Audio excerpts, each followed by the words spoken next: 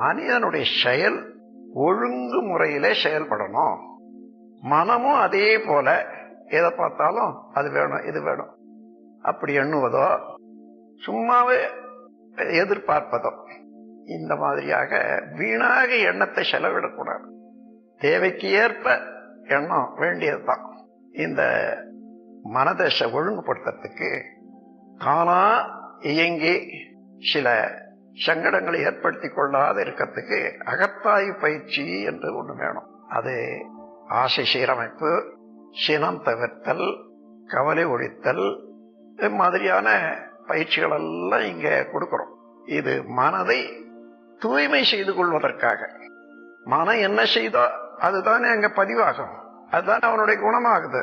ஆனால் நல்லதே செய்து கொண்டிருந்தால் அதுக்கு தக்கவாறு மனவளம் ஏற்படும்.